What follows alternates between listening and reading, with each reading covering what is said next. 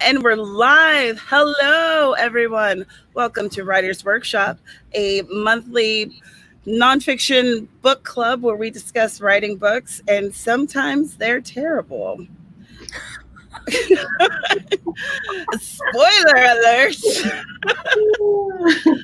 Oh, man. I am your hostess with some of the mostest. Tamara Woods. This is my channel where I talk about books and writing. Now I'm going to allow my lovely co-host to introduce himself, starting with the Carol. Not any Carol, but the Carol. The Carol. Oh, hi. My name is Kara Brown. I'm an urban fantasy author, and I hated this book. Okay, there. I'm done. I'm leaving now. It's like an AA meeting for authors. Yeah, I've got a channel and some books out. There's also like an array of other books that my friends have published behind me. So if you want to check them out, let me know. Hi guys, I'm Amber Kraft. I write paranormal romance, and I only have one book out right now because this second one's taking forever to get edited. But it's coming out.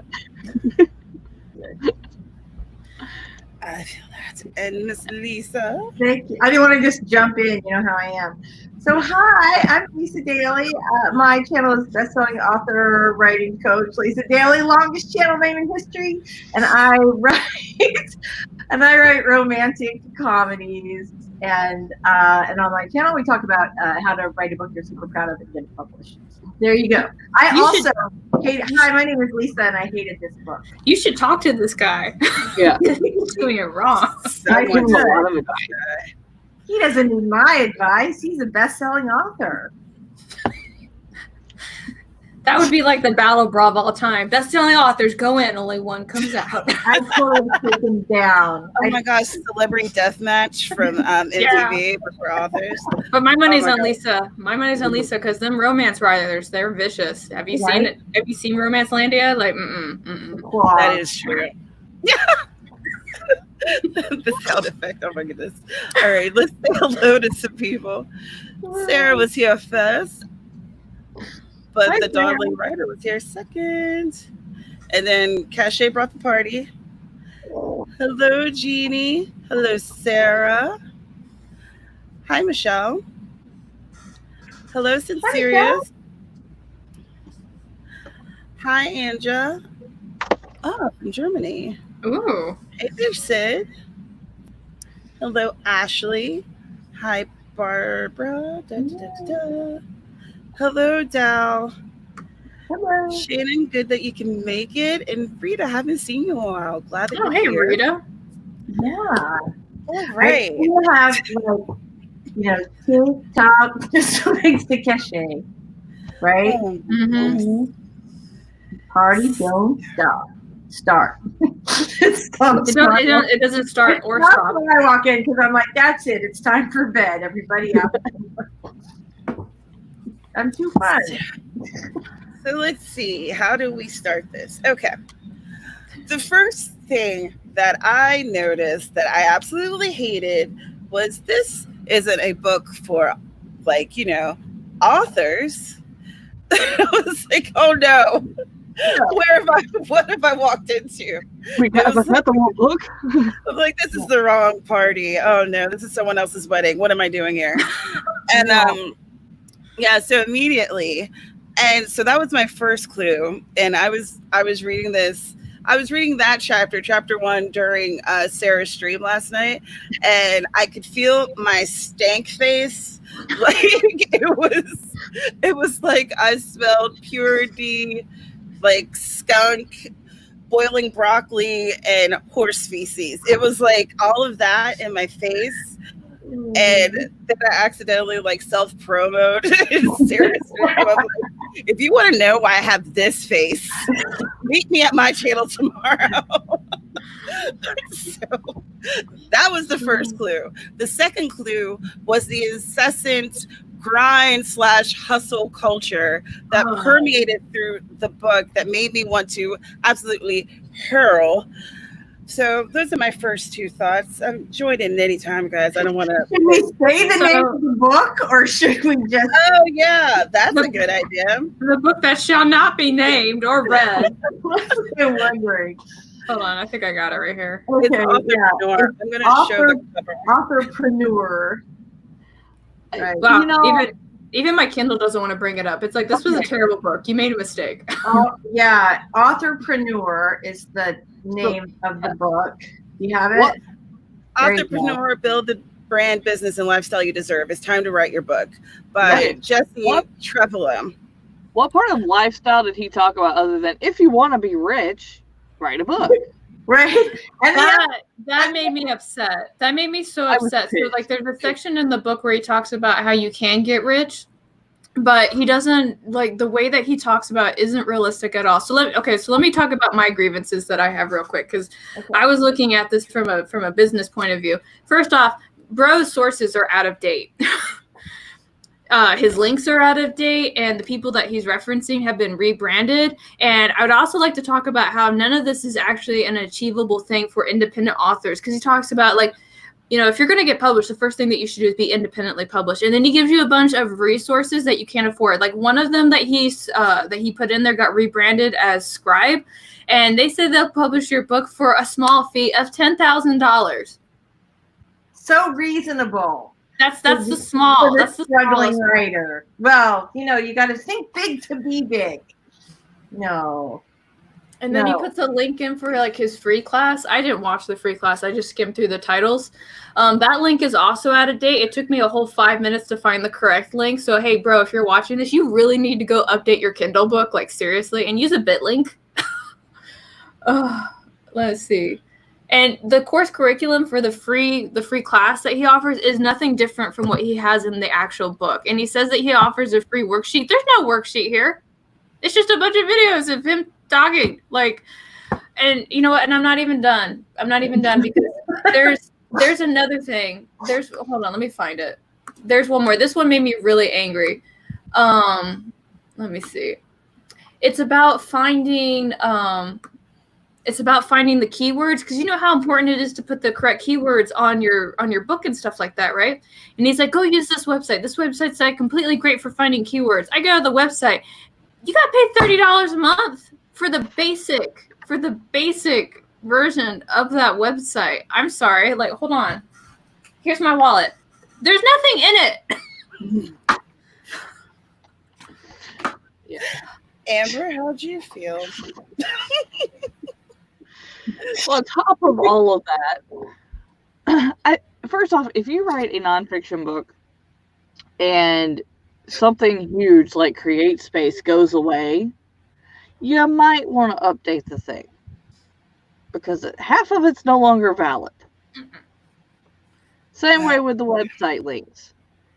But I hated how I tried to come at it from a business angle too, but even when he's talking about, like, what was he saying? High price niche and low price broad.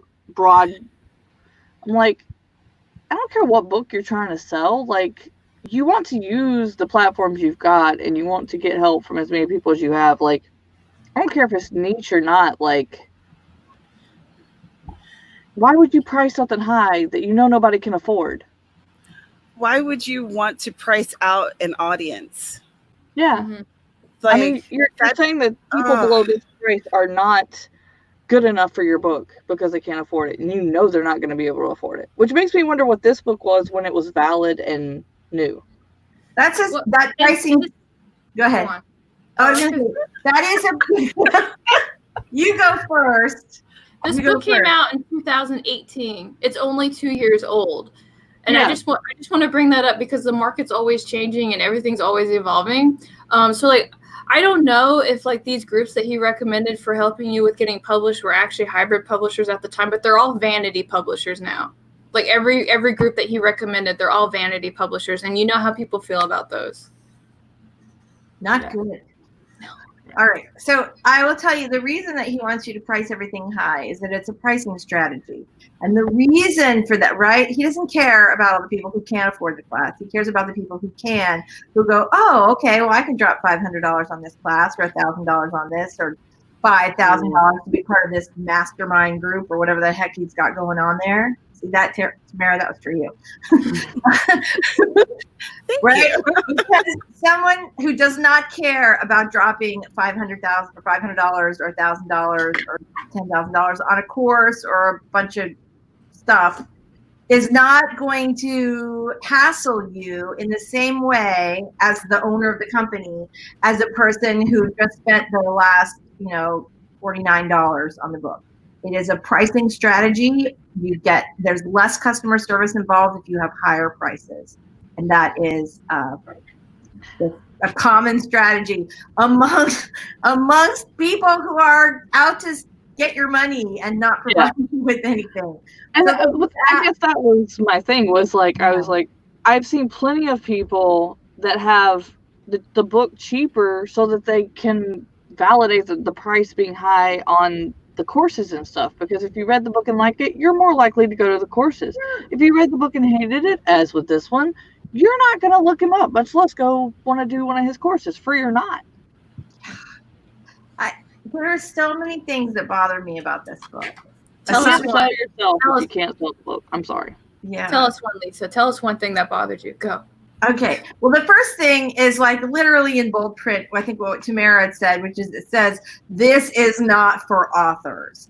It makes me livid when people see Amazon as the next great, marketing scheme and like, oh, it's so easy to make a killing. You don't even have to write a book. You can just put up a collection of garbage and sell it for 99 cents if you have the right keywords. And that makes me livid, because all that garbage drowns out the actual real books and people who have something to say. But also, it takes what we do, what we care about, and what we do for a living and what we do for, for our life passion, and reduces it to just something cheap and awful. This whole book reads like an infomercial. The guy is yes. At the very end of the book, he says, like, if you would like to talk to me about a consultation, here's my contact info. It's like, did I literally just spend all this time reading your infomercial? Like, is that what I was doing? Did we just get Shane Dawson? Yeah. While I was reading it, I had YouTube playing in the background, and one of those like, I have the source for all of your income needs. I can make you a millionaire commercials popped up, and I was like, wow. Same. Same. Yeah. It was literally the same. And there were so many things that I like, the way he has this structured, like, instead of saying networking, it's relationship economy. Ooh. It's networking, y'all. It's networking. It's networking. Like, oh God. Pretty sure that word was around in 2018. Yeah. Pretty sure.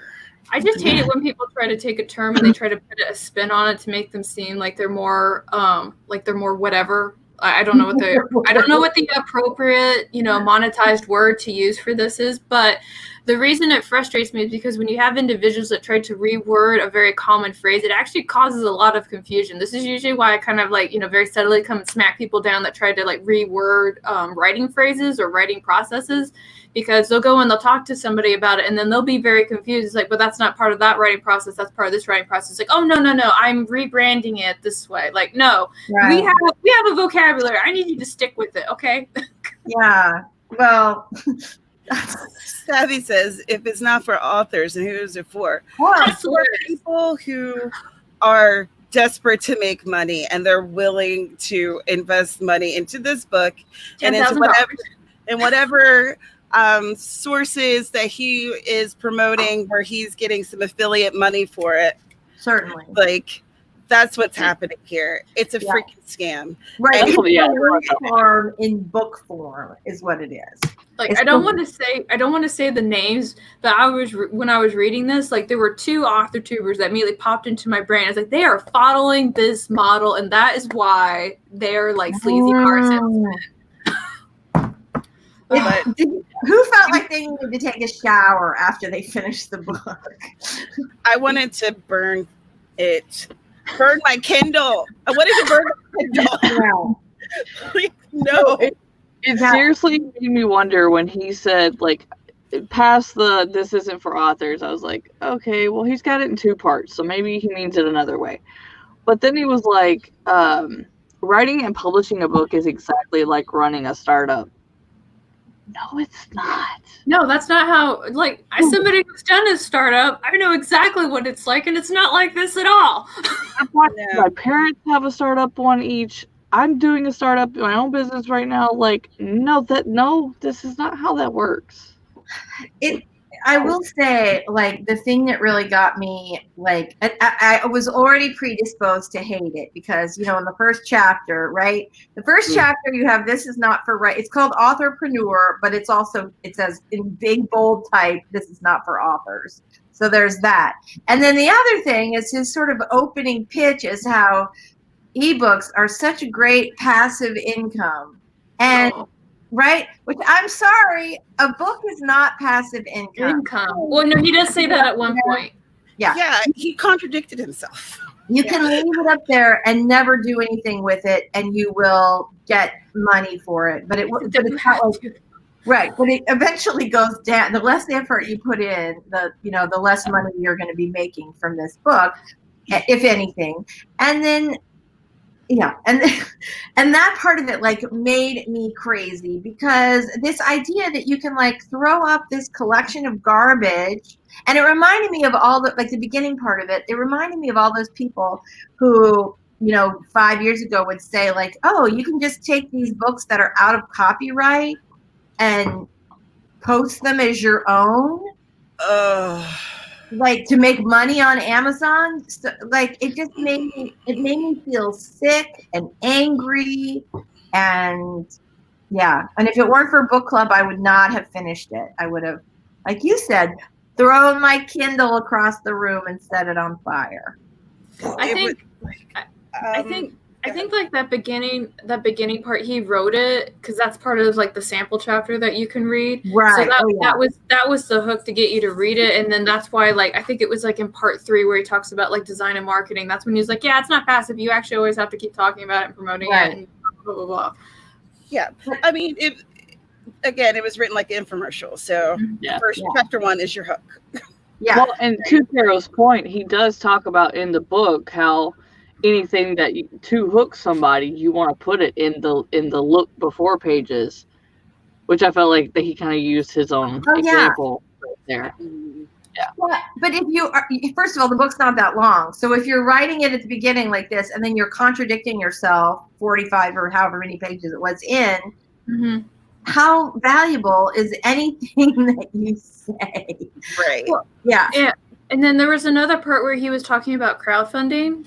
And that got me a little bit because he's like, yeah, I totally crowdfunded my first book with Kickstarter. And I was like, like that only works a certain kind of way. Like you've got to have tiers, you have to have rewards. And if you're doing it for something with a book, you have to obviously offer like free copies and all and some other merch. Like when I did the Kickstarter for Other Worlds Inc., like we spent a lot of time talking about what the tier rewards needed to look like and how to give the most bang for the buck. Right. And of course, like his spin on that was like, I made some money, but what was really important were the connections and the fan base that I made. And I was kind of like, you should have actually had that before you did the Kickstarter because that's how they're successful. Like there are Kickstarters for books that I have seen that have failed. Like one of my friends out here in Arizona, she tried to do a Kickstarter for her book. She couldn't get more than $28. And I'm not saying that to like put like a dark cloud over everybody, but they work for reasons. And it's because you market it and you're giving something of value on top of the thing that you're trying to sell. So when he was sitting in there talking about crowdfunding, I was like, you can't, like the whole thing, like a huge chapter needed to be dedicated to how crowdfunding works. And he just kind of like, it works, and I made money, and I made friends, and moving on. Like, no. He made everything sound like it was way too easy. Yeah. He's like, oh, you can write 1,000 words in an hour. And then you'll have a book in 2 weeks. And then you can launch it in a month. I mean, it's not actually this fast, but this is just an example. Like, okay, so you built me up with this whole paragraph telling me how I can be amazing, get all this done. And then the last sentence, you negate everything. And I feel like that's how I felt throughout the whole book. It was like he was talking out of his ear. To answer Cachet's question, because she's like, how is the startup different from everything else? Authors are supposed to treat their everything like it is a business. However, the way that he depicted it in the book made it sound like you just make a Kindle thing and then you're done. Like that was literally how he like spun it. He didn't talk about marketing. He like the marketing that would have to go into that was really skim. And then he was like, yeah, and then I threw like $100 over at Facebook ads so that way I could get like, higher up in the rankings. And I was like, yeah, because I totally have $100 to spend on ad revenue right now. Like I asked people to throw me on their podcast. Like Facebook ads are really difficult to crack. Like people spend a lot of time and money to crack ads. Facebook, Amazon, it's not as simple as he makes it sound. It's very, very disingenuous. I feel like he has all these people who are hopeful and they're really wanting to write a book about like some type of nonfiction book about whatever their passion is. And then he's feeding them this idea that this is going to be so easy. You're going to make so much money. All you have to do is invest in thousands, but you're investing on yourself because you deserve it. Grind, hustle, get out there. You do this, make it happen. Like, I know that I'm a cheerleader during my streams, but I'm realistic too. Like, I'm cheering you on in a realistic goals. And he was not giving these people realistic expectations and goals. And that really bothers me. I don't like it when people are being set up to essentially fail. And then they're going to be wondering what the heck happened. Or they've invested X amount of dollars that they didn't have to. There's so many easier and cheaper ways that he just glossed over and ignored in favor of lining his pockets. But it's not about imparting information. It's not about imparting information. It's all about lining his pockets. This is his little infomercial to get you into his sales funnel, to make you part of it. Like where he can just continuously upsell you until you die or go to bankruptcy court. The whole thing is awful. I mean, it's just awful. And the reason he doesn't have any depth to any of this stuff is because I don't know that he actually knows that much about it. I mean, I don't know. Like, here's an example, because when we're talking about how like detailed and how complex this is, Mark Dawson, he's a really good example, if I'm saying his name right. He's a really good example about how complex like marketing is, because he literally has a podcast that comes out every week where he talks about the changes in the algorithms that happens with marketing. So and that's part of what he does for his group. He's got like a little quick snippet, and then he gives the in-depth stuff to his followers. But he does that because it's always changing. That what works today does not work tomorrow. He doesn't talk about that in the book. And then I also know that Chris Fox literally has one book dedicated to just Amazon ads, like just Amazon ads. And he has a background in that. Like he's like a developer guy. He knows how that works. That was another thing that I had an issue with. That he was talking about, who's an expert? Anybody can be an expert. Just do a little research and now you're an expert, because you know what? Once you have a book out, now you're an expert. Can I say something? It's awful, but it is true. It's true. It's true. If you put out a nonfiction book, you are an expert. You can get media based on being that expert, and the more media you get, the more of an expert you become. It's true. It's true. I don't like it. He had this one line where he, like, I think the line was, it's like any talent can generate income, and you might as well right now, because you may not be an expert at the start, but you will be at the end. Like, that was like a whole line that I had completely highlighted. Yeah. And I was like, that's very empowering, but it's also a lot of like, Bull.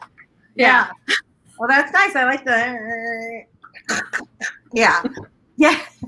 Yes, it is. The bad thing is being perceived as an expert is not actually the same as being an expert. And I think that he is confusing the two. Or maybe he's not. Maybe he's just that cynical, and I feel like he's just that cynical. Yeah. Sometimes I think people try to do something and they don't know what they don't know, and they give it their best effort, and so maybe it's not great, but okay. But I feel like he does know a lot, and I think he is the guy who paid somebody else to do his homework, and you know what I mean. Like yeah. There were so many things in this book that offended me, like so many. And y'all, normally I try to come at things looking for like, here's the bright, shiny, positive, da da da da. Yes. We literally talked about this like 5 minutes before we went live. It's like, is there anything? Yeah.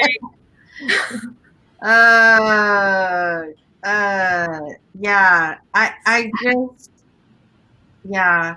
I really couldn't find, I couldn't. One thing that, I think the only thing that first I was like, this is, oh, sorry. No, it's okay. I didn't have anything important to say. Oh.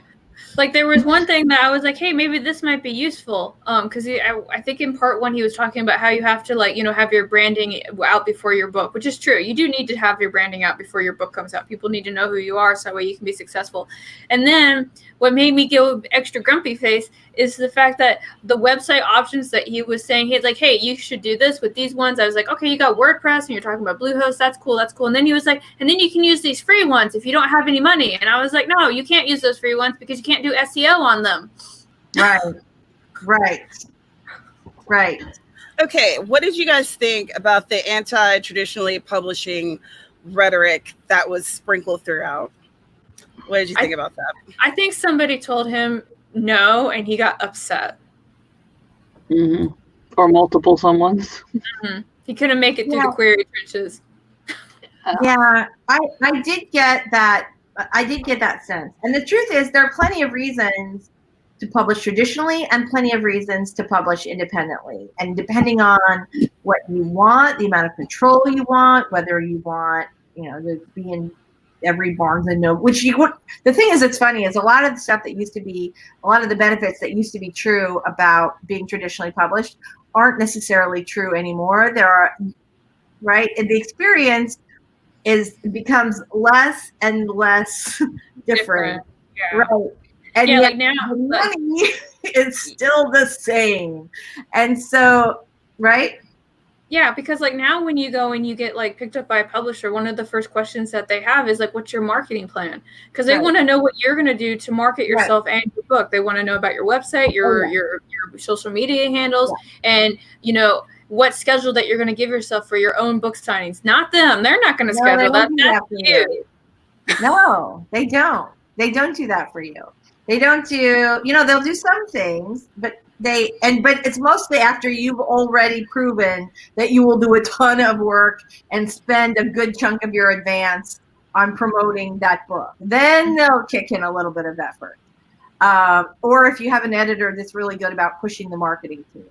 But a lot of times, no, and especially if you're a first-time author, it's up to you to build that platform. And now they really want you to have a platform before they'll even consider publishing you. So you already have to have the ability to sell books, like a speaking, a speaking career, or, companies that you regularly work with who will buy your books by the cases. And there are some benefits to being, I'm traditionally published, so absolutely there are some benefits to being traditionally published. But there are also lots and lots of benefits to being indie published. And so that was a very long tirade to say, yes, Caro, I agree with you. I believe, yes. the bad publishing experience, and I would guess it was in the querying stage because judging from this gem, I do not think he made it to the agent stage. That's all I have to say. There were some things that I was like, okay, this could be valuable information, but I would prefer for people to find it elsewhere. Like talking about, and part of your branding is that you need a website, you need a landing page, you need that lead magnet or newsletter magnet or freebie to get people to sign up for it. You have to do things to put yourself out there, like doing guest posts, having a blog on Medium, having your own blog, being on podcasts if at all possible. It's just trying to get your name out there, building up your own SEO. I agreed with that. I didn't agree with the way he put things and the resources that he offered and his general philosophy. But I agreed with that part. So you're like me. Chapter 4 was the only decent part, and the rest of it could have went in the trash. And even then, it wasn't written well. Yes. Yeah. But remember, he said you don't have to write well, so it's fine. Yeah. Right. Oh my God. That makes me crazy. If you want to be an author, you have to write well. You can certainly sell books, and nonfiction is the way to do it, by the way. If you don't write well, that's the place to be. You don't need any skills except for your own knowledge. Yeah. Well, and the thing is that, the reason there's a lower standard for nonfiction as far as writing quality than there is for fiction is because sometimes people who have big ideas are not necessarily superb writers. And you can still get some value from those books, from those ideas, without them being, Hemingway quality. So it's fair, I think, to say, okay, the writing quality can be not terrible, but not novel quality. I think to do well as a nonfiction author, but I think the ideas have to be there. I don't think you can just repurpose somebody else's stuff and junk, or read a couple articles on Medium, call yourself an expert, and then just go to town. Yeah, there was one part in the marketing thing where he said that when he was trying to craft the description of his book, basically he would go look at his competitor's description and mimic that in some way. And I was kind of like, I don't know if I would have just openly said that. I couldn't do my homework, so I copied my friend's work and just wrote it in my handwriting. Right. Yeah, well, that's it. Those types of advice, those are things that go against everything that we know and believe to be true as writers, right? You don't plagiarize somebody else's stuff. You don't, crib their work. And that is, I think, what makes this so, I think that's why we're not just it wasn't for me, it wasn't a good book. There's so many things he says that are so offensive to writers. Yes. Yeah. Hold on. He can come play in our sandbox, but he clearly doesn't have any appreciation for what we do. And Can I say, after he mentioned so many people and said they were his friends and stuff in this book, I wrote them all down just so I can be wary of them. I'll test them out. That's maybe. True. He could have just copied somebody else's friend list. Who knows? I literally, I've got 5 people here that I'm like, watch for these people. I don't know if they write good books yet, but I'm definitely. One of the books that he recommended that, it's hey, so-and-so, I think it was called Book Launch. And so, like I said, this morning I was pulling up all the sources because once I realized one was out of date, I was like, I have to check them all.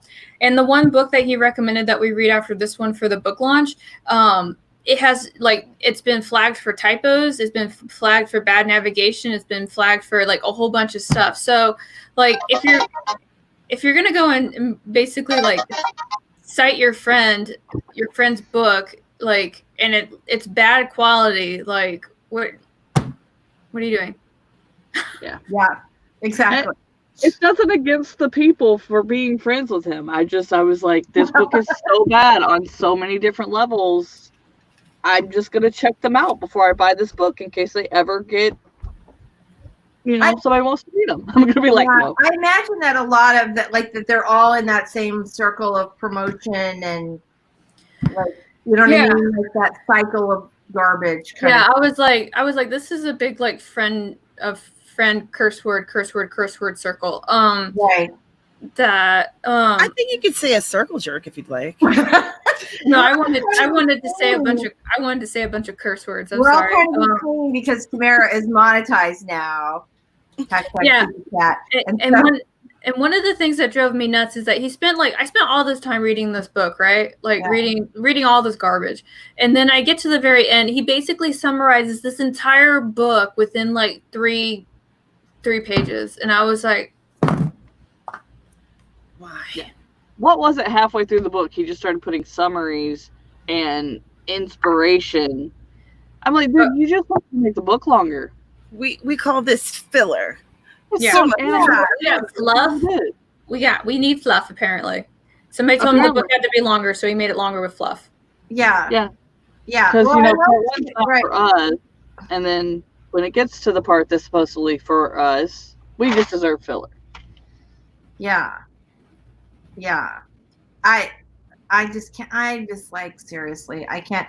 There was every single page had something that made me go like that. And yeah. Here was one quote. Many of the up-and-coming publishers allow authors to retain their rights to their novels. I consider that self-publishing. No. That's a vanity press. The whole The whole point of publishing is that you are giving them the rights, some rights. They are giving you money in advance. If you retain the rights for if you retain all the rights for your book, you are not being published. You might be paying a vanity press. You're right. That's it. But the whole thing with publishing is you are exchanging rights for cash.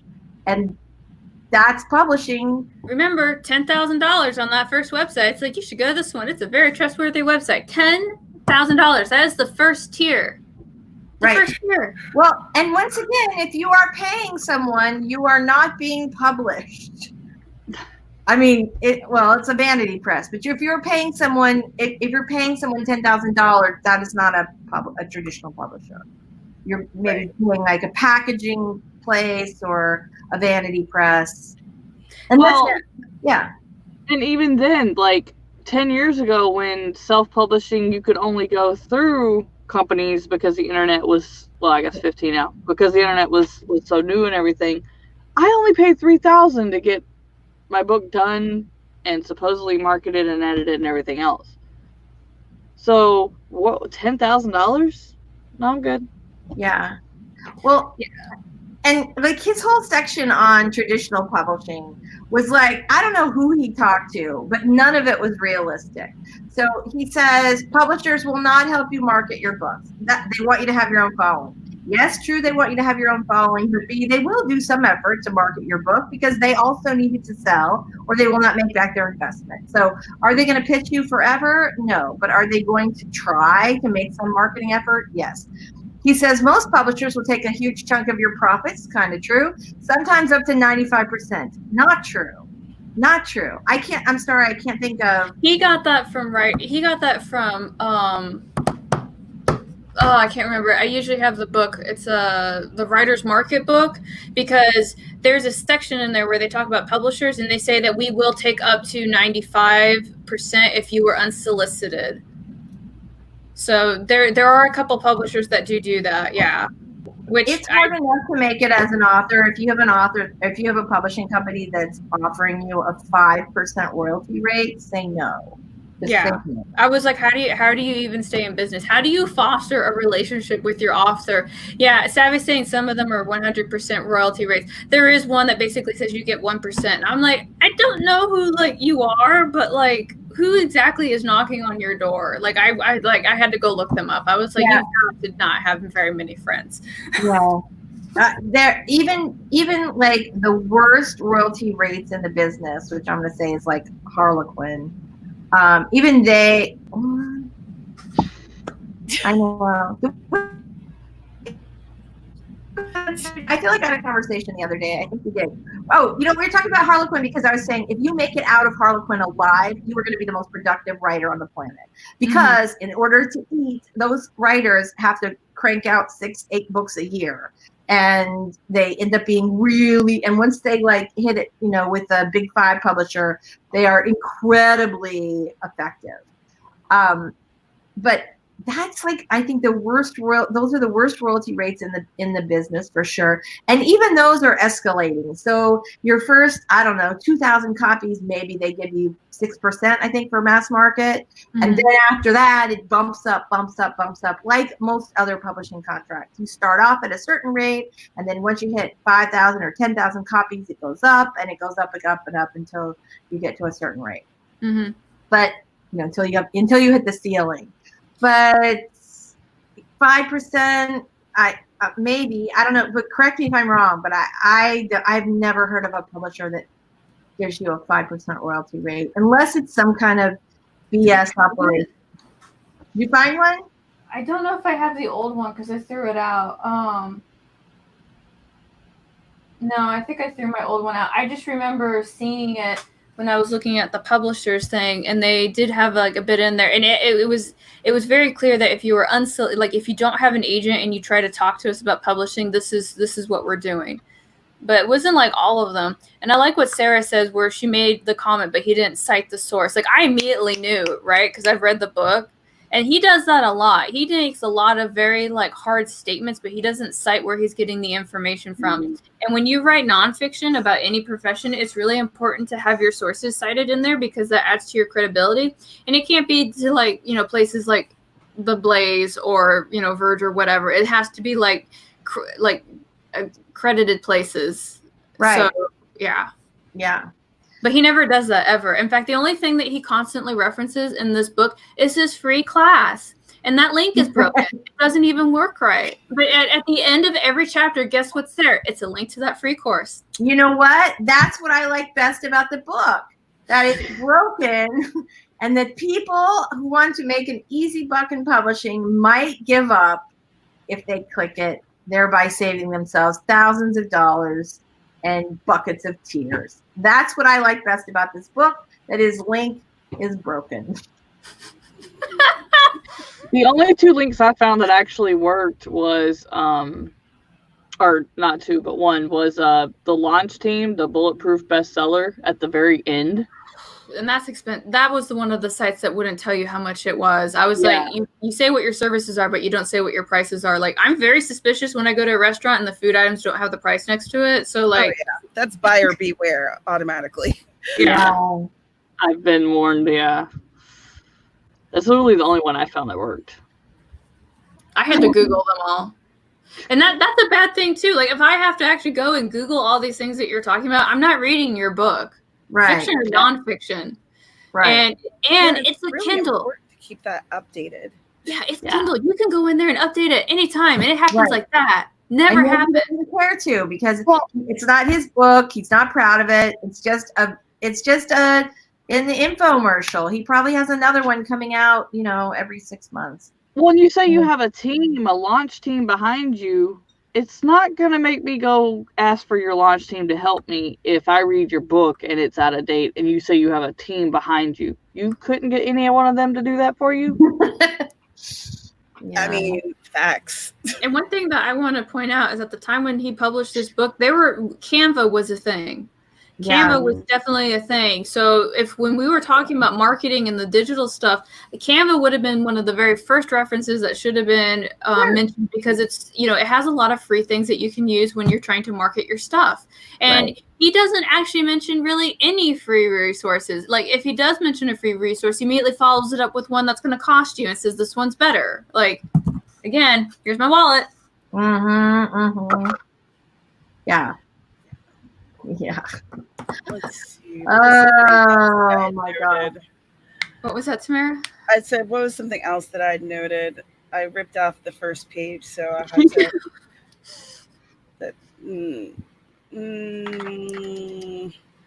Oh, you ripped off all your notes? Yeah, I ripped off some of them. It made me great. I'm really angry. I love he says, I love how he says, don't spend all your, like when you talk about promoting, don't spend all your time guest posting. Do podcasting instead, because writing is a time suck. Which I'm like, hello, you're telling people to be authors, but writing is a time suck. I'm sorry, it was another thing. Podcasting is a time sink too, because when Tamara and I have to do a podcast, even though you guys only get like less than 50 minutes, it takes us like hours to prep it. Yeah. Right. And, you know, if you're trying to find places where you could be a guest on a podcast, it's difficult. That's not like an easy thing to do. And you have to network or friendship relation or whatever he's calling it. Relationship economics. Yeah. So I love how set up a launch team is literally a paragraph, which isn't something that it takes a long. I'm sorry about my hair, you guys. It can take a really long time. I feel like I have all this like crazy shit going on. All right, so this is something that is. It takes a while. A lot of people don't even know what this is.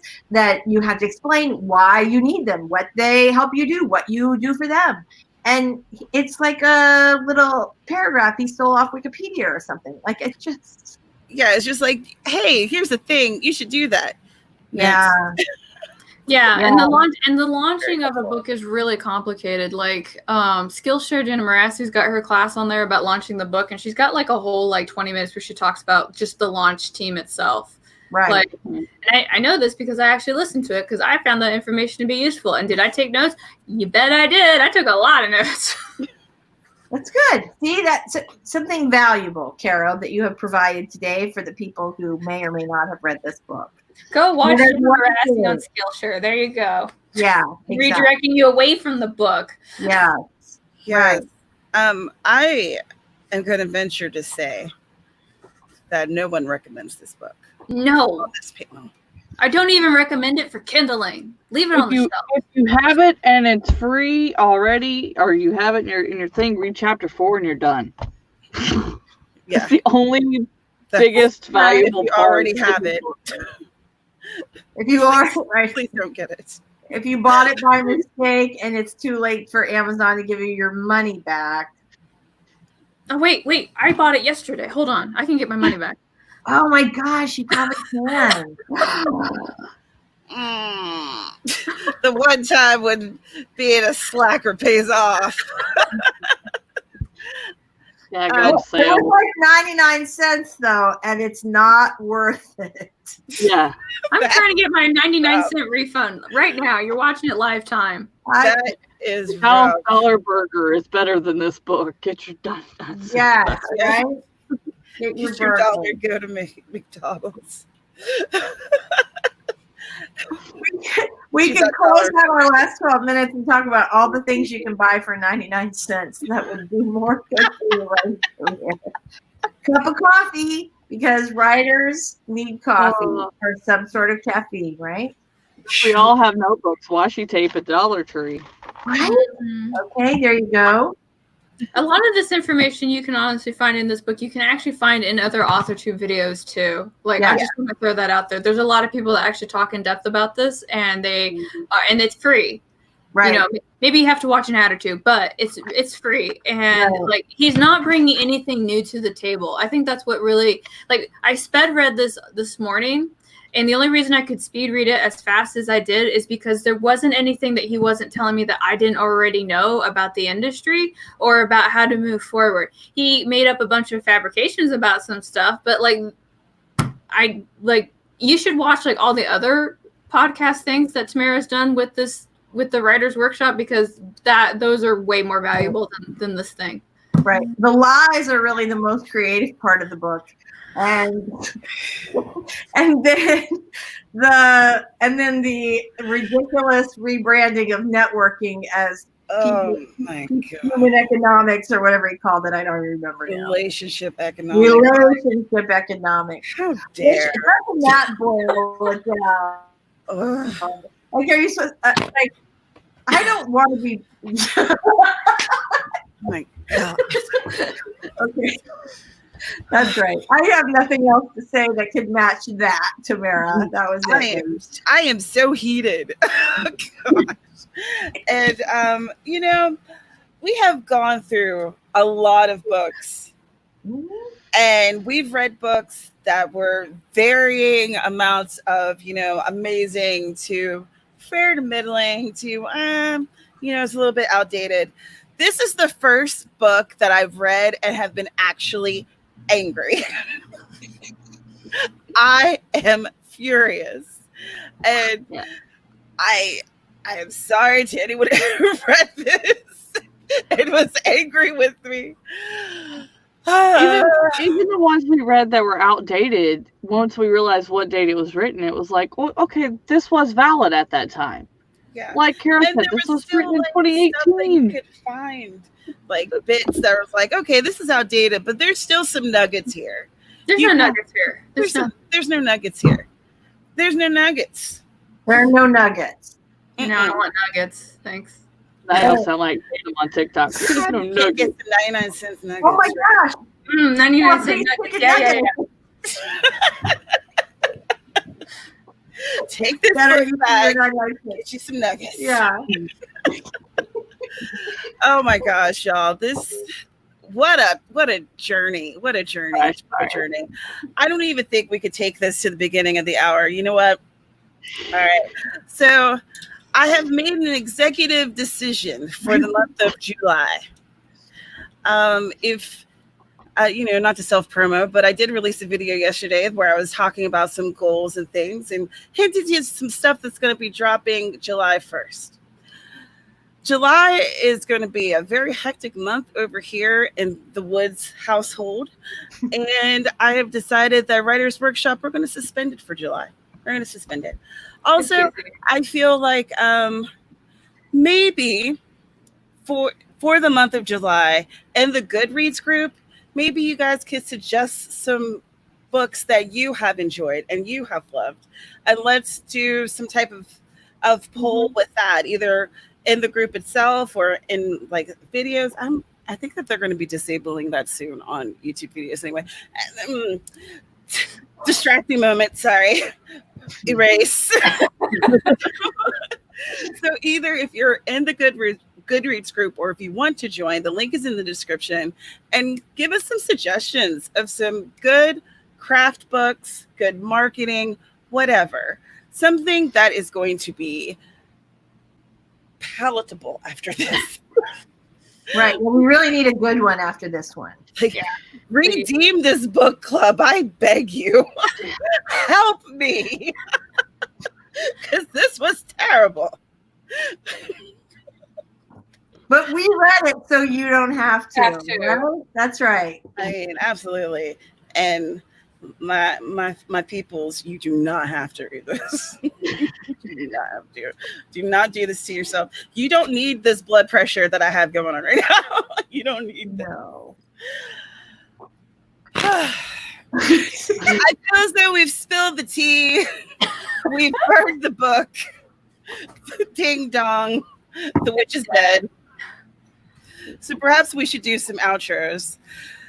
Okie doke.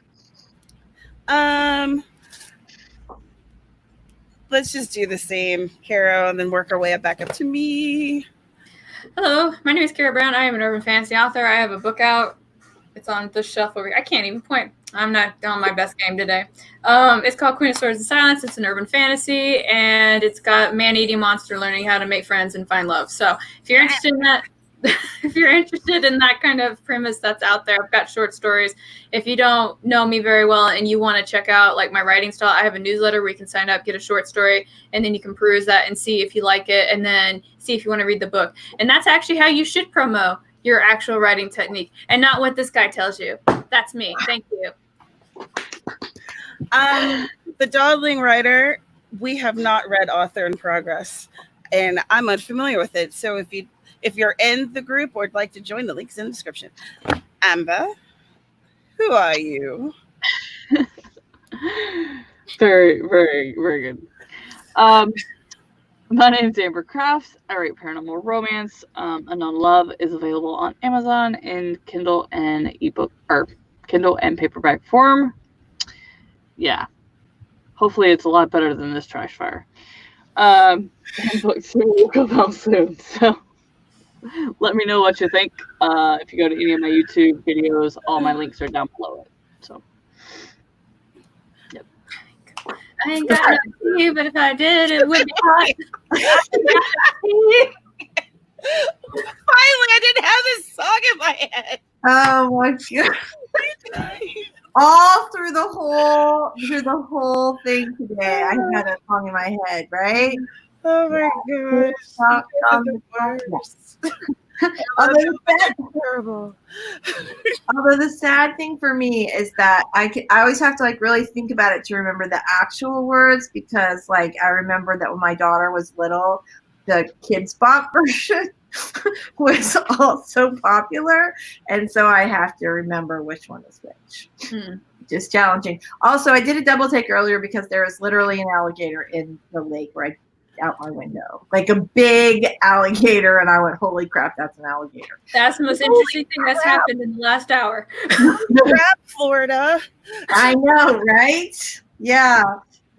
It sounds, come visit. Sounds super, doesn't it? Coronavirus on every corner and alligators. Yay.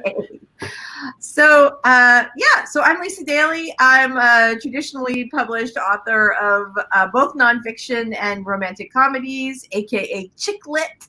And on my channel, we talk about how to write a book you're super proud of, not like this one, and get it published. Speaking of books you should be super proud of, I recently finished Queen of Swords and Silence, and I loved it. So you really should go check out Carol's book. It is awesome. And that is a book to be proud of. I absolutely updated the description. Thank you. And also, I think that you gave a donation at the beginning of the stream, and I appreciate that. I was fired up, and I'm sorry that I didn't click on it and show it on the screen. I was just angry. We had things to say. I was very angry and full of caffeine. But normally I'm not so mad. My name's Tevelow, and I'm a cozy mystery author. That's where nice things happen, like, murder, but everyone wins in the end.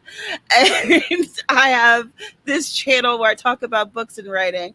I also have the Writers Workshop Goodreads that I've mentioned a gazillion times. Please join it and give us your writing or your book suggestions for August.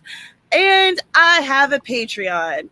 Y'all should check it out. Good things happen over there, or at least I think they're good things. And once I reach 50 patrons, then I'll be releasing my books in paperback. And we're halfway there. Yay! Can I just say I'm so excited about this because I recently became a patron, and you know what you get? Surprises! You get like sneak peeks, and I am there for. I'm super excited about the paperback release of Source Up, but I love the surprises. I didn't expect them, and I think it's really nice. The little sneak peekies. Love it. Yeah, I like giving surprises. It's fun, and I don't know. It's just cool to be able to say, "Hey, you guys, guess what? Is this a kissy?" It's a kissy. We have to have one nice thing in this stream. So here we go. Yes. There's a pepperoni. So cute. There's something so peaceful that like it's just she just looks so happy. This was a nice way to end this dumpster fire. Look at you. Oh my gosh, with your Dobby ears. Remember Dobby? Yeah. Oh my God. Well, thank you so much, ladies, for being on the stream with me and roasting this book. It officially is fricasseed. Thank you to everyone where you're watching this while it's live or through the replay. Without you, we were literally screaming into the void. Shout out to anyone who's listening to this with some headphones on. I'm sorry. I think I literally screamed into the mic like twice, and I appreciate you. And please don't sue me. Okay, thanks for what we're going to go now. Have a great weekend. Happy writing. Don't read this book. And we will see you in the next one.